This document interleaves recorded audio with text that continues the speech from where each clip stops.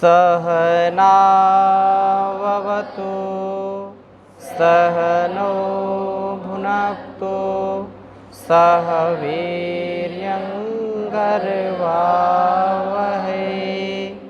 तेजस्विनावधीतमस्तु मा विद्विषावहै। ओम शांति शांति शांति। ईशावास्यमिदं सर्वं यत्किञ्च जगत्यां जगत् तेन त्यक्तेन भुञ्जीथा मा गृधः कस्यचित् धनं कुर्वन्नेवेह कर्माणि जिजीविषेशतं समाः एवं द्वैनान्यथेतोऽस्ति न कर्म लिप्यते नरे असुर्यानामते लोका अन्धेन तमसा वृताः तास्ते प्रेत्यापि गच्छन्ति ये केचात्मनो जनाः अनेजदेकं मनसो जवीयो नैना देवाप्नुवन् पूर्वमर्षत् तद्धावतो नान्यतेति तिष्ठत् तस्मिन्नपो मातरिश्वा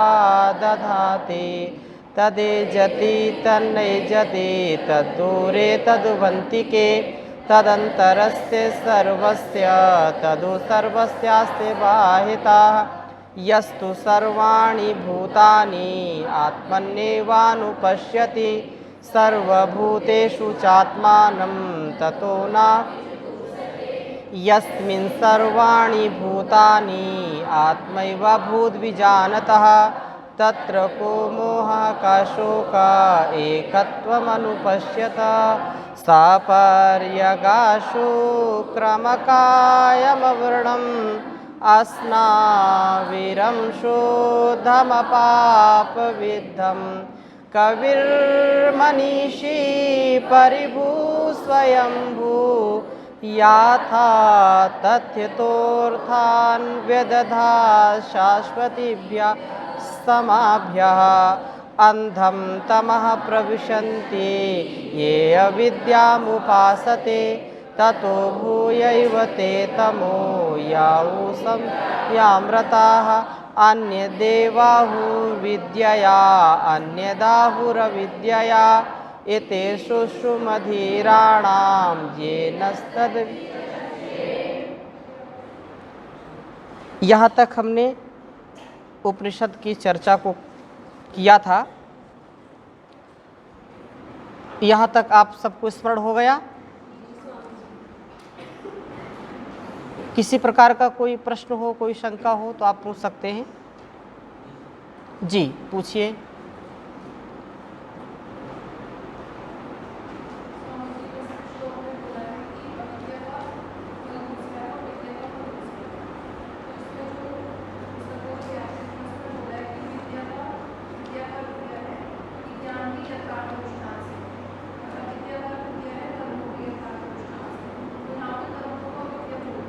हाँ, हमने बताया तो था आपको कि जो है अविद्या और विद्या के विषय में हमने कहा था कि जो अविद्या है उसको कर्म, उसको मिथ्या ज्ञान, उसको भौतिक ज्ञान बताया था ना। और विद्या अर्थात जो यथार्थ ज्ञान है, विद्या अर्थात जो सम्यक ज्ञान है, जो मिथ्या नहीं है, जो नित्य ज्ञान है, जो आध्यात्मिक ज्ञान है, जिसको ज्ञान नाम से जानते हैं विद्या को। ठीक है, अब उसके विषय में आप समझ लीजिए। अच्छा प्रश्न किया आपने, बैठिए। दो चीज़ें हैं संसार में, एक विद्या अविद्या। ठीक है, विद्या से युक्त जो कर्म होता है वास्तव में वही कर्म श्रेष्ठ होता है। आपने दूसरा मंत्र पढ़ा है, कुर्वन्निवेह कर्माणि जिजी विशेषतम समाह एवं त्वयि नान्यथेतोस्ति ना कर्म। जो सामान्य धरातल से उठ कर के उच्च चेतना में जो कर्म किया जाता है उसमें विद्या का, उसमें ज्ञान का आधार हुए बिना उसमें श्रेष्ठता नहीं आ सकती है। जैसे यदि कर्म की बात करेंगे, कर्म क्या है? तो कर्म तो जैसे खाना पीना, उठना बैठना, सोना जागना, ये भी तो कर्म ही तो है ना। ये पशु भी करते हैं, अपने पेट भरने के लिए वो दूर देश तक जाते हैं, दूर देश तक जाते हैं। उनसे बचना, उनसे जो हजारों किलोमीटर यात्रा करके पेट भरने के लिए साइबेरियन पक्षी आते हैं, जानते हैं आप। और ऐसा मनुष्य भी है, पूरे पृथ्वी में चक्कर लगाता है। पापी पेट का सवाल है। अमेरिका जाना हो या अफ्रीका जाना हो, अपना घर कोई छोड़ना नहीं चाहता, परंतु अच्छा जीवन जीना है, बच्चों का पालन पोषण करना है, इसलिए पैसे की आवश्यकता है, इसलिए दूर देश तक जाता है, अच्छी भरण पोषण की स्थिति उसकी व्यवस्था कर सके। ठीक है, चाहे कोई भी पशु पक्षी हो, मैंने एक उदाहरण दिया, तो ये भी तो एक कर्म है। लेकिन केवल यही कर्म नहीं है। कर्म तो वो डुकरियां करने, जो कुछ भी किया जाए वो क्या है? कर्म है। लेकिन यह कर्म जो वेदोक्त कर्म है उसकी चर्चा की है। वेदानुकूल, शास्त्र अनुकूल, आत्म अनुकूल, ऋषि प्रोक्त जो कर्म है उसी को कर्म हम माने। अपनी मनमानी को कर्म ना माने, इसलिए ज्ञान की आवश्यकता होती है। केवल इसके संदर्भ में जो कर्म कहते हैं, और अरे कुछ नहीं शास्त्रों में कुछ नहीं है, कुछ वेदों में नहीं है, और मनमानी ढंग से अपने कर्म किए जा रहे हैं, तो केवल कर्म में ही प्रवृत्त रहना ये जीवन को अच्छा नहीं बनाता। इसलिए उससे भी गहरे अंधकार में जाने की बात कही है। ठीक है ना। जो अविद्या है वो क्या है? केवल कर्म है, वो केवल भौतिकता के लिए। तो मैंने जो उदाहरण दिए वो केवल भौतिकता की दृष्टि से दिए हैं, और ऐसा तो पशु पक्षी भी करते हैं। हमने आपको श्लोक सुनाया था भर्तरी का, आहार निद्रा भयमैथुनंचा सामान्यमेतत् पशुभिर्नराणाम धर्मो हि तेषाम अधिको विशेषो धर्मेण हीनाः पशुभिः समानाः। तो ऐसे सामान्य आहार, निद्रा, भय और संतानोत्पत्ति, बच्चों को पैदा करना, ये छोटी से कीड़ी, एक चींटी से लेकर के हाथी तक सब करते हैं। तो ये तो कर्म तो सामान्य रूप से है। लेकिन स्वधर्म के लिए, आत्मोन्नति के लिए, आत्मनो मोक्षार्थम जगत हिताय च, हमारा जन्म केवल इन्हीं के लिए नहीं हुआ है। हमारा जन्म बड़े उद्देश्य के लिए हुआ है, और उस उद्देश्य की पूर्ति के लिए जो कर्म करता है तो वो विद्या से युक्त कर्म होता है। तो उसको फिर अगले मंत्र में इस बात को कहा है। बात स्पष्ट हुई आपको? कुछ और किसी कोई प्रश्न है?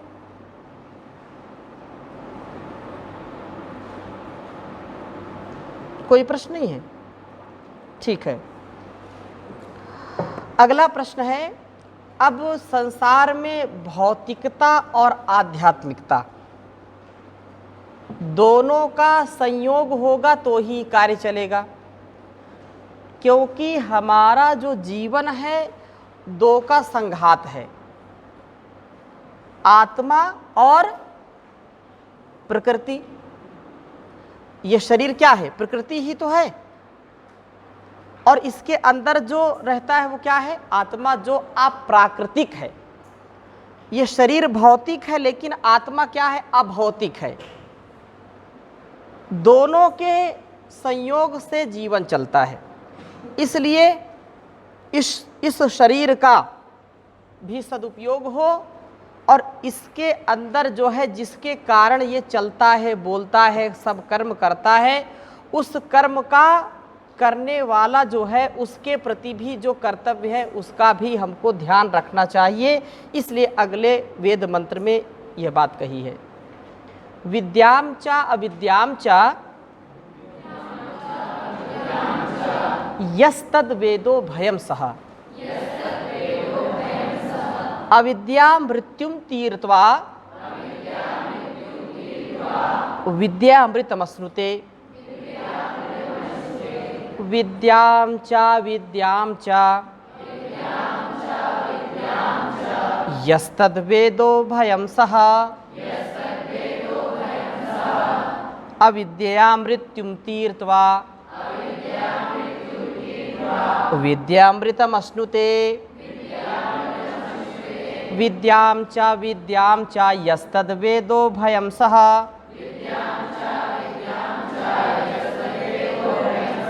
अविद्या मृत्युम तीर्त्वा विद्यामृतमश्नुते विद्यां च यस्तद वेदो भयम सह विद्यां मृत्युम तीर्त्वा विद्यामृतमश्नुते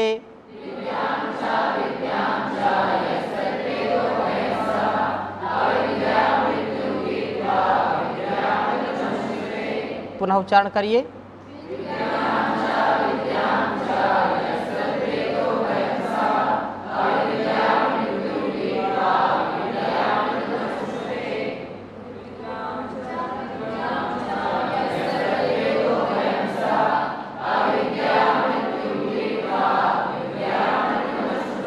बस, तो बहुत सुंदर बात कही है कि संसार को दो जो भाग हैं, दो हिस्से हैं, विद्या और अविद्या। इन दोनों के विषय में हमको ठीक ठीक समझ होनी चाहिए। जो विद्या पूर्वोक्त जो तत्संबंधी साधन उपसाधन ये कहा है कि जो विद्या और अविद्या को जानता है वह शरीर आदि जड़ जो पदार्थ हैं उसके द्वारा पुरुषार्थ से मृत्युम जो प्राण त्याग में होने वाले दुख से तर जाता है, तथा विद्या अमृतमश्नुते विद्या के द्वारा शुद्ध अंतःकरण के संयोग रूप जो है धैर्य से अपने यथार्थ ज्ञान से अमृतत्वम अविनाशी आत्मस्वरूप को अर्थात परमात्मा को प्राप्त करता है। कहने का आशय क्या है कि जो मनुष्य विद्या और अविद्या के स्वरूप को जान करके इनके जड़ और चेतन पदार्थ को समाहित करके इनका सदुपयोग करता है, वही व्यक्ति अपने लक्ष्य की प्राप्ति कर पाता है। जैसे भौतिक ज्ञान को क्या कहा है? अविद्या। शब्दों को आप समझते जाना, नहीं तो फिर आपको परेशानी होगी।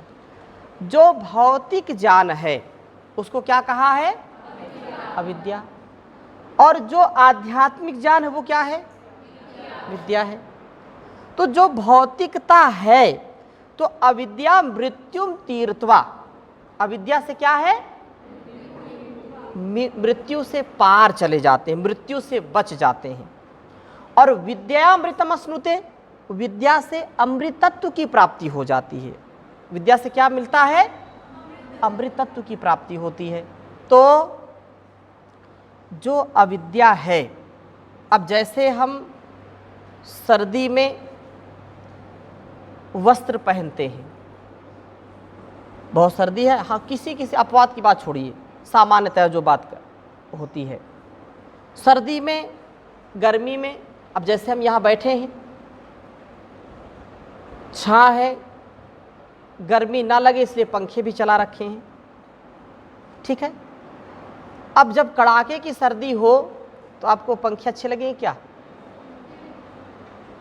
धूप है, बरसात है, सर्दी है, गर्मी है, इस जिस मकान में हम बैठे हैं, जिस भवन में बैठे हैं, ये भौतिक है कि अभौतिक है?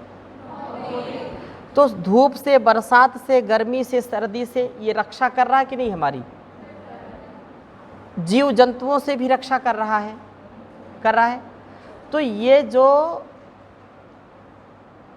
अविद्या है इससे हमारी रक्षा हो रही कि नहीं? कोई बहुत ज़्यादा बीमार हो गया, उसको परेशानी है, जो हम उसको उपचार देते हैं वो भौतिक है कि अभौतिक है? लेकिन समय से यदि उसको दवा ना खिलाई जाए, समय से उसको यदि प्यासा है, प्यास से तड़प रहा है, उसको पानी ना पिलाया जाए, भूख से तड़प रहा उसको भोजन ना कराया जाए, सर्दी से काँप रहा उसको वस्त्र ना पहनाए जाए, उसको आग के पास ना बिठाया जाए, तो उसको मृत्यु उसकी हो जाएगी कि नहीं। लेकिन जब भोजन कराते हैं, जल पिलाते हैं, तो जीवन की रक्षा होती है। तो ये जो अविद्या है, एक प्रकार का जो जड़ ज्ञान है, जड़ का, पदार्थों का जो ज्ञान है, उस ज्ञान से, उस अविद्या से क्या हो रही है, हमारी रक्षा हो रही है, मृत्यु से हम बच पा रहे हैं। ये सब जो कुछ भी अन्न, जल, वायु, अग्नि आदि का ग्रहण करते हैं, क्या है, सब भौतिक है, और भौतिकता के कारण हमारी मृत्यु से बचत हो जाती है। होती कि नहीं होती। इसलिए कहा कि अविद्या मृत्युम तीर्थवा, अविद्या से हम मृत्यु पार कर जाते हैं। और विद्यामृतम अश्नुते, जो विद्या है, जो अध्यात्म ज्ञान है, उस ज्ञान से जो अमृतत्व है उसकी प्राप्ति हम कर लेते हैं, उसको प्राप्त करते हैं। उनके जीवन में जीते जी भी, मरने के बाद भी आत्मोन्नति तो होती ही होती है, लेकिन भौतिक दृष्टि से भी जो अभौतिक है उसके कारण ही, इतनी उच्च चेतना में जीने से ही हम अमर हो जाते हैं। क्या हो जाते हैं, अमर हो जाते हैं। देश देशांतर, दिग दिगांतर में हमारा यश होता है, कीर्ति होती है। भगवान श्री रामचंद्र जी को, भगवान श्री कृष्णचंद्र जी को हजारों वर्ष हो गए, लाखों वर्ष हो गए, इस पृथ्वी पर वो नहीं रहे, लेकिन अपनी विद्या, अपने अध्यात्म ज्ञान के कारण उनके पूरे परिवार, उनके पूरे वंश परंपरा को पूरी दुनिया जानती है। जानती है कि नहीं जानती? जानती है। आपका क्या नाम है? ज्योति। ज्योति जी, आपके पिताजी क्या नाम है? पिताजी के पिताजी क्या नाम है? पिताजी के पिताजी के पिताजी क्या नाम है? नहीं पता। अब जब आपने 2 पीढ़ी के नाम बताए, तीसरी पीढ़ी के नाम नहीं जानते। बैठो। आनंद जी को तो जरूर पता होगा, ये ब्रह्म तत्वी व्यक्ति हैं। पिताजी क्या नाम है? श्री लगाया करो। उनके पिताजी के पिताजी क्या नाम है?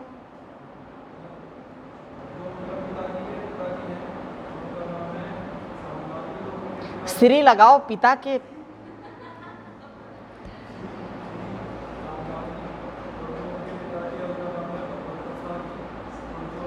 सत्य सत्य बोलना, किसी को बस ऐसे हाँ जो बोलो कि ये तो अब तो कुछ इज्जत बचानी पड़ेगी, हम वंशावली खोजेंगे आपकी, समझ लेना। हाँ, कितने वंश तुमको याद है? 5-6 के। चलो इनके नाम, विशेष जी जो नाम बता रहे हैं, पिताजी के पिताजी का नाम, फिर पिताजी के नाम लिखो। अभी बैठ जाओ, मैं खोज करूँगा फिर। हाँ, आप बताइए पंकज जी, तुम्हारे पिताजी क्या नाम है? पिताजी के पिताजी का, पिताजी के पिताजी के पिताजी का, उनके पिताजी का, उनके पिताजी का, उनके पिताजी का फिर नहीं पता। बैठो। इसलिए हम पूछे इस बात को कि हम ज़्यादा से ज़्यादा, अच्छा हम अगर माने कि अभी हमारे पिताजी की आयु 70 वर्ष है, 50 वर्ष है, 60 वर्ष है, ऐसा लगभग, ठीक है। उनके पिताजी की आयु कितनी रही होगी? ज़्यादा, और 100 साल भी मान लें तो 150 वर्ष का हो गया। फिर उनके पिताजी की आयु अगर 100 वर्ष भी मान लें तो 250 वर्ष हो गया। हम ज़्यादा से ज़्यादा 300-400 वर्ष तक के ही लोगों को जानते हैं कि नहीं? लेकिन जिन्होंने लाखों वर्ष व्यतीत करके चले गए, कुछ भी नहीं उनका, तो भी हम उनकी वंशावली क्यों जानते हैं? क्योंकि उनका जो उच्च चेतना में, जो उच्च विद्या के शिखर पर वो पहुंच गए, इसलिए अमृत तत्वम अश्नुते, वो अमृत तत्व की प्राप्ति कर लेते हैं, वो इस संसार के माया मोह से ऊपर उठ जाते हैं। तो संसार में कम से कम ऐसा बनो कि 2-4 पीढ़ी तुमको याद तो करे, ठीक है ना। ये अपने लिए भी, सबके लिए है ये बात कि ऐसा काम करके जाएं कि 2-4 पीढ़ी तो कम से कम याद करें, ऐसे भूल ना जाएं। इसलिए विद्या अमृतमश्नुते, जो विद्या से युक्त होता है वह अमृतत्व को प्राप्त होता है, उस परमपिता परमेश्वर को प्राप्त होता है। और ऐसा स्वभाव, ऐसा यदि हम अपने जीवन को जीते हैं तो अत्यंत लाभकारी है। अब कोई किसी प्रश्न हो तो पूछिए इस वेद मंत्र में जी।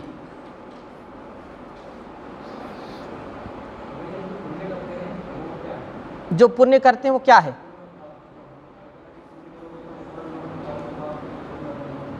जी,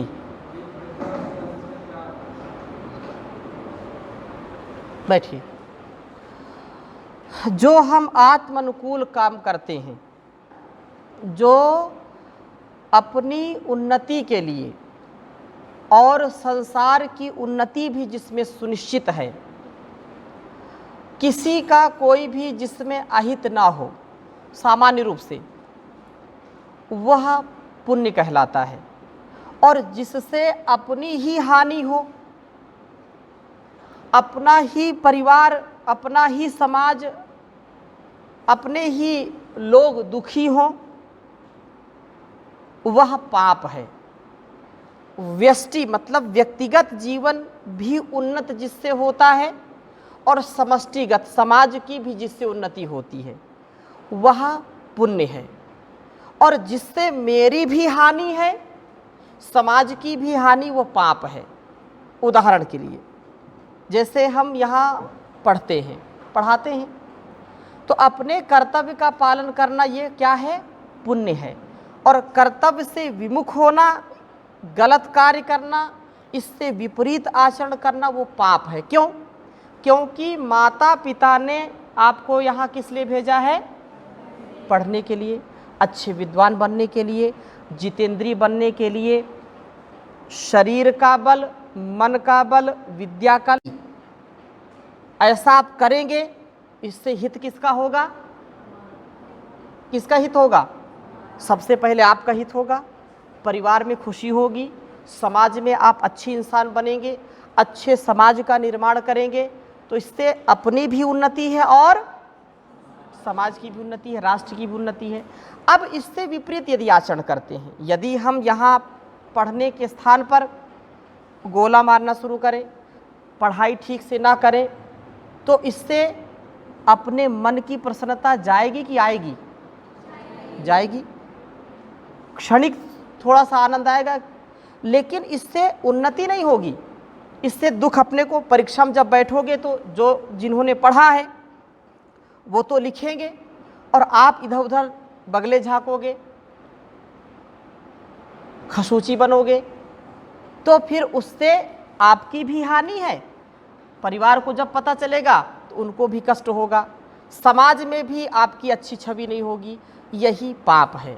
जो मेरे लिए एक पंक्ति में कहे पाप पुण्य क्या है, तो जिससे व्यष्टि और समष्टि का कल्याण होता है वो पुण्य है, और जिससे व्यष्टि और समष्टि का अकल्याण होता है वही क्या है? पाप है। जिससे व्यक्तिगत और सामाजिक आध्यात्मिक जीवन उन्नत बनता है वह पुण्य है, और जिससे व्यक्तिगत, सामाजिक, आर्थिक जो कुछ भी चीज़ें हैं जिसमें वो अकल्याण की जिसमें भावना है, जिसमें पतन की संभावना है, वही पाप कहलाता है। ठीक है, तो आज यहीं तक रखते हैं, फिर कल और चर्चा करेंगे। ओम शांति शांति शांति।